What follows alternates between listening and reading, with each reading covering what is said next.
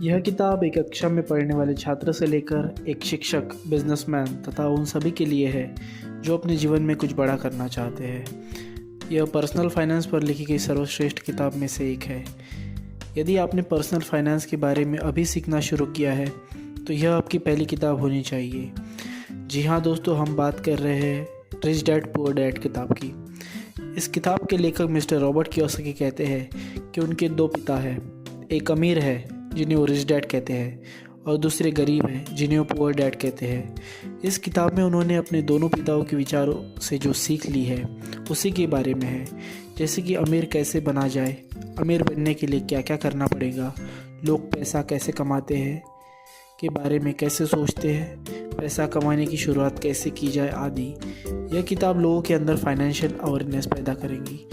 आइए इस किताब की समरी देखते हैं। लेखक के एक पिता बहुत ही पढ़े लिखे थे, उन्होंने पीएचडी भी करा था और उनके दूसरे पिता अपनी स्कूल की पढ़ाई भी पूरी नहीं कर पाए। दोनों ही अपने अपने करियर में सफल थे।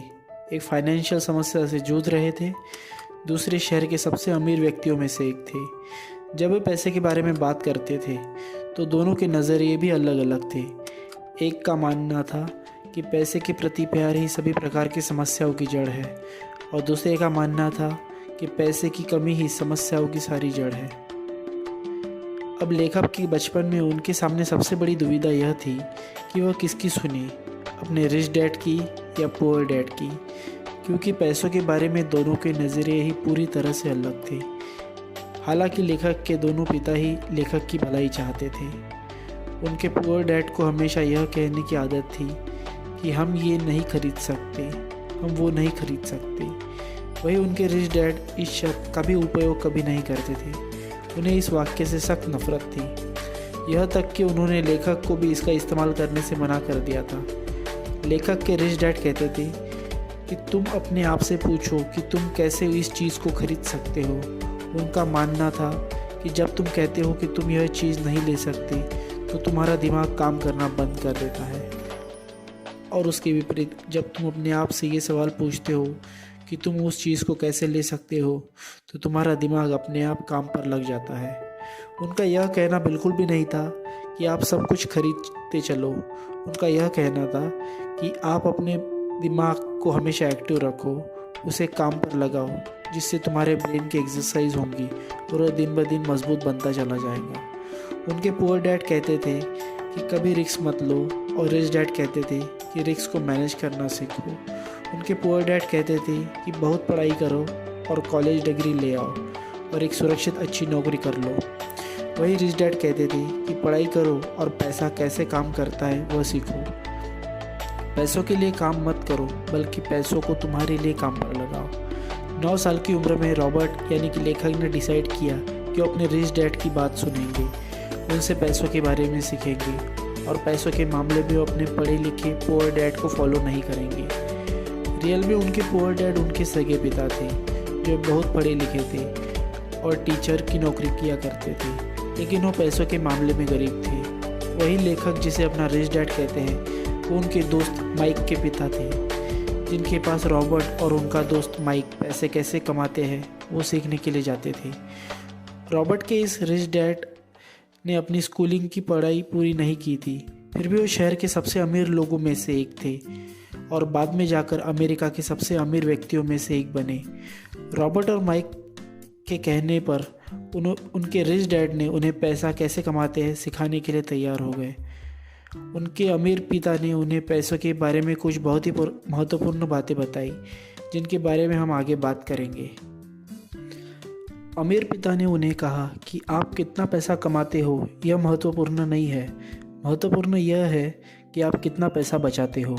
बहुत सारे लोगों को यह नियम नहीं पता, इसलिए हम देखते हैं कि लाखों रुपए की लॉटरी लगने के बाद भी गरीब और मध्यम वर्ग के आदमी अचानक से अमीर तो बन जाता है, परंतु कुछ ही सालों में अपनी पुरानी हालत पर आ जाता है, क्योंकि उन्होंने बचाए नहीं सिर्फ खर्च किया होता है। हम यह भी देखते कि कोई खिलाड़ी 20-30 साल की उम्र में करोड़ों रुपए कमा रहा था, पर उसके 10-15 साल बाद उसके पास कुछ नहीं बचा, वो बेघर हो गया और उसे अपना खर्च चलाने के लिए बसें साफ करना पड़ गया। क्या आप उस खिलाड़ी का नाम बता सकते हैं? सोचिए ज़रा। लंबे समय में आप कितना पैसा कमाते हैं वो मैटर नहीं करता, आप कितना पैसा बचाते हैं वो मैटर करता है। आइए इसे थोड़ा और डिटेल में देखते हैं। सबसे पहले आपको असेट और लायबिलिटी क्या होता है उसे समझना होगा और उनके बीच के अंतर को भी समझना होगा। रिच डैड ने उन्हें साधारण भाषा में समझाया कि असेट जो आपकी जेब में पैसा डालते हैं, वही लायबिलिटी जो आपके जेब से पैसा निकालती है। यदि आपको अमीर बनना है तो आपको असेट खरीदने होंगे, और यदि आपको गरीब और मध्यम वर्गीय बनना है तो आपको लायबिलिटीज़ खरीदने होंगे। कोई भी अमीर आदमी पढ़ा लिखा हो या ना हो, लेकिन वो फाइनेंशियल लिटरेट ज़रूर होता है, यानी पैसा कैसे काम करता है यह उसे ज़रूर पता होता है। पैसा कैसे काम करता है यह किसी भी स्कूल और कॉलेज में नहीं सिखाया जाता। हर आदमी का एक इनकम स्टेटमेंट, बैलेंस शीट और कैश फ्लो होता है। इनकम स्टेटमेंट में दो भाग होते हैं, एक इनकम और दूसरा एक्सपेंस। यह आपको बताता है कि आपने कितने पैसे कमाए हैं और कितने खर्च किए हैं, तथा सब खर्च निकालने के बाद आपके पास कुल कितना पैसा बचा है, कुछ बचा भी है या नहीं। बैलेंस शीट में भी दो भाग होते हैं, एक असेट और दूसरी लायबिलिटीज़। आपके असेट आपके लिए पैसा बनाते हैं और आपके पैसा कमा कर देते हैं, जैसे कि ज़मीन, शेयर मार्केट और बॉन्ड्स में लगाया गया पैसा। लायबिलिटीज़ का मतलब देनदारी, जैसे घर या कार या लोन या किसी प्रकार का क्रेडिट कार्ड। अमीर लोग अपना पैसे को बिजनेस, शेयर बाज़ार, सरकारी बॉन्ड या रियल एस्टेट में निवेश करते हैं। वह कई और जगह भी पैसा लगाते हैं जहाँ से उन्हें एक रेगुलर इनकम मिलती है। उनका यह निवेश उनके लिए एसेट है जो उनके लिए पैसा कमाता है। जो एसेट आपको पसंद है, आपको उनमें निवेश करना चाहिए। आपको यह पता करना चाहिए कि कौन कौन से एसेट की श्रेणियाँ आपके लिए अच्छी हो सकती है। उसके बारे में बहुत सी गहराई में जाकर अध्ययन करना चाहिए, जानकारी लेनी चाहिए। वह आगे आने वाले समय में किस प्रकार आपको मुनाफा दिलाएंगी, उस एसेट में कई अन्य स्रोत भी बन पाएंगा या नहीं। लेखक को बिल्डिंग और ज़मीनों से बहुत प्यार था, इसके अलावा उन्हें गहरी समझ भी थी उसके बारे में, इसलिए वो ज़्यादा से ज़्यादा निवेश अपना रियल एस्टेट में करते थे। उन्हें छोटी कंपनियों में भी काफ़ी जांच परख करके निवेश करना पसंद था। यहाँ पर एक और महत्वपूर्ण बात यह है कि अमीर लोग बंगले, आभूषण, बड़ी गाड़ी या लग्जरी की चीज़ें आखिर में खरीदते हैं।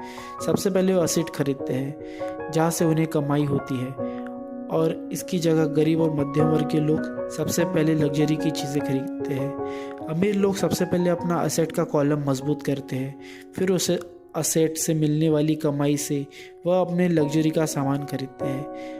अगर उन्हें कोई महंगी चीज़ खरीदनी है तो वह पहले सोचते हैं कि किस तरह अपने असेट कॉलम को मजबूत किया जा सकता है, जिससे असेट से मिलने वाली कमाई बढ़ेगी और उस कमाई से वह उस महंगी चीज़ को खरीदेंगे।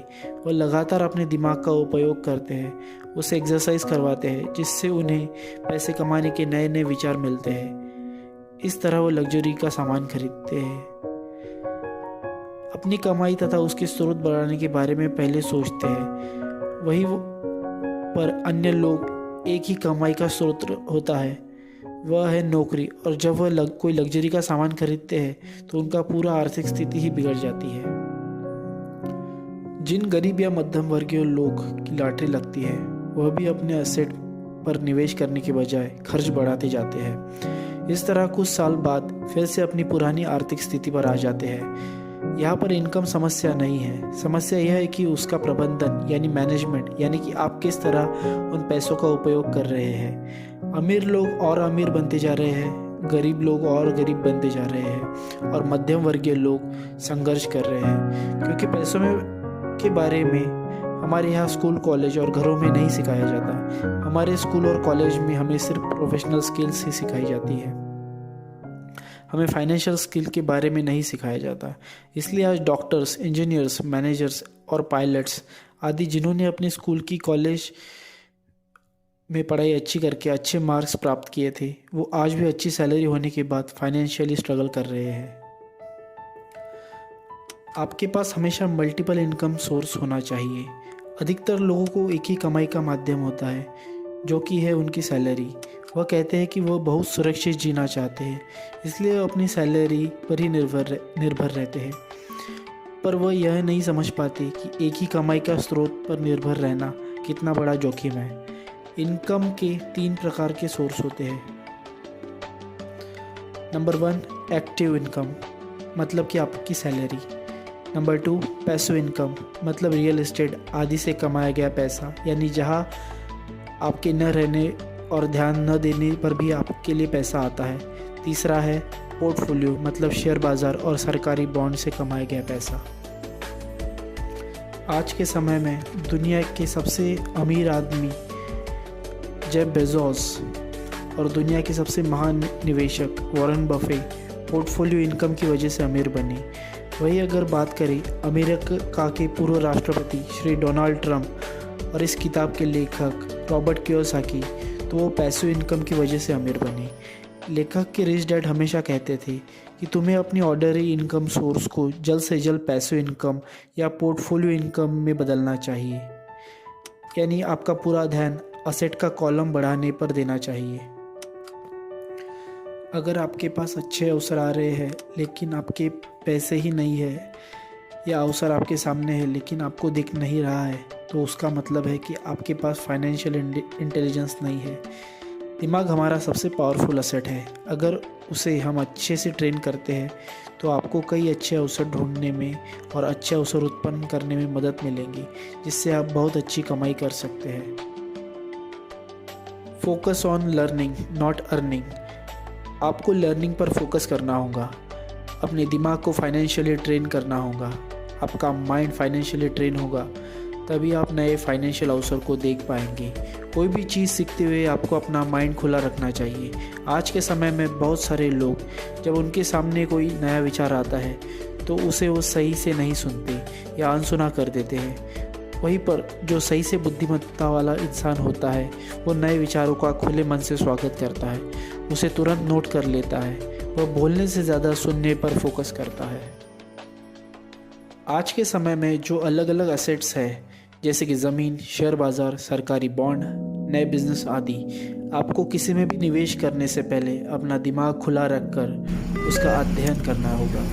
जो लोग लर्न की जगह अर्न पर फोकस करते हैं वो पैसे तो कमाते हैं लेकिन उसे अच्छे से मैनेज नहीं कर पाते, फिर आगे चलकर किसी न किसी फाइनेंशियल समस्या में फंसने लगते हैं। फाइनेंशियली नॉलेज न होने की वजह से लोग अपने आसपास चल रही जल्द से अमीर बनने वाली किसी योजना में किसी के कहने पर पैसा लगा देते हैं, फिर उसके बाद वह कंपनी उनका पैसा लेकर भाग जाती है। इसलिए लेखक के रिच डैड ने उनसे कहा था कि पहले लर्निंग पर ध्यान दो, चाहिए बाद अर्निंग पर। फाइनेंशियली लर्निंग आजीवन चलने वाली प्रक्रिया है। जब भी तुम्हारी गलती होंगी तो तुम उससे सीखो और अगले समय वह गलती ना करो।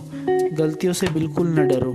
जब कोई जीतने के लिए खेलता है तो उससे गलतियां होती है, लेकिन सबसे महत्वपूर्ण है कि उस गलती से सीख कर आगे अच्छा करना चाहिए।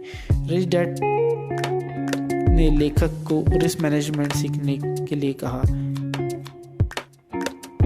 इस संदर्भ में महान निवेशक मिस्टर वॉरेन बफेट ने कहा था, risk comes from not knowing what you are doing. आप क्या कर रहे हैं, यदि आपको वह नहीं पता तो वह जोखिम है।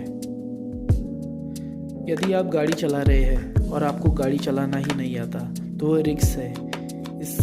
इसको कम करने के लिए आपको पहले गाड़ी चलाना सीखना पड़ेगा। इसी तरह फाइनेंशियल रिस्क को भी फाइनेंशियल ज्ञान से और स्किल डेवलप करके कम किया जाता है। इसलिए किसी भी एसेट में निवेश करने से पहले उसके बारे में सही से जानना और उसके बारे में स्किल होना बहुत ज़रूरी है। आइए हम आगे देखते हैं कि लेखक ने अपने फाइनेंशियल ज्ञान और स्किल का उपयोग करके कैसे पैसे बनाए।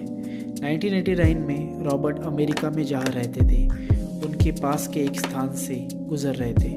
वहाँ उन्होंने देखा कि वहाँ के अधिकतर घरों पर सेल नाम का बोर्ड लगा हुआ है। उस समय अमेरिका में मंदी आ गई थी, शेयर बाजार टूट चुका था तथा वहाँ की रियल एस्टेट का बाजार भी बहुत ही ख़राब हालत में था। उन्होंने देखा कि वहाँ पर एक घर के नोटिस बोर्ड पर बहुत दिनों से सेल का बोर्ड लगा हुआ था, तब वह उस घर के मालिक से मिले। उन्होंने उसके मालिक से पूछा कि यह घर कितने में बेच रहे हैं। उसने कहा कि मैंने बहुत दिनों से इस घर को बेचने के लिए बोर्ड लगाया, लेकिन कोई भी यह घर देखने के लिए और इसका दाम पूछने के लिए नहीं आया। तो आप ही ये घर देख लो और मुझे इसका दाम बताओ। रॉबर्ट को वह घर बहुत पसंद आया और उन्होंने वह घर $20,000 में खरीद लिया। फिर उसके बाद उन्होंने उस घर में किराएदार रखे। 1-2 साल बाद जब उस स्थान पर रियल एस्टेट का मार्केट बढ़ने लगा तो उस स्थान पर घर खरीदने के लिए लोग आने लगे। उस समय उन्होंने $20,000 में खरीदा हुआ घर $95,000 में बेच दिया। यह ध्यान देने वाली बात है कि उन्होंने सिर्फ उस घर के दाम में ही मुनाफा नहीं कमाया, बल्कि किराएदार रखकर भी उससे पैसा बनाया। उसके 1 महीने बाद फिर उन्हें एक अच्छा फ्लैट मिला जिसका मालिक जर्मनी का था। उन्हें उस एरिया के रियल एस्टेट मार्केट के बारे में ज़्यादा जानकारी नहीं थी। वह बस उस फ्लैट को जल्द से जल्द बेचकर जर्मनी जाना चाहते थे। अब लेखक उनके साथ मोल भाव करके वह फ्लैट भी खरीद लिया और 2 साल बाद लगभग 1.5 गुना दाम पर उसे बेच दिया।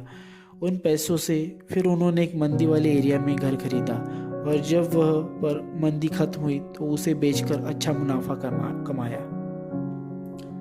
इसकी मदद से वो बताते हैं कि कैसे कम पैसों में ज़्यादा पैसे में को बदला जा सकता है।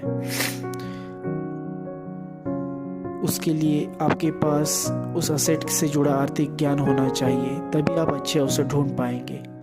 लेखक को रियल एस्टेट की ज़मीन और छोटी कंपनियों में निवेश करने में दिलचस्पी थी, इसलिए वो उसके बारे में ज्ञान इकट्ठा करते थे, फिर अवसर तलाशते थे। आपको जिस असेट में इंटरेस्ट है उसका अच्छा ज्ञान लीजिए, फिर उसमें निवेश करने के बारे में सोचिए। दोस्तों, अंत में लेखक ने पुनः एक बार याद दिलवाने की कोशिश की है कि गरीब और मध्यम वर्गीय लोगों को पैसों के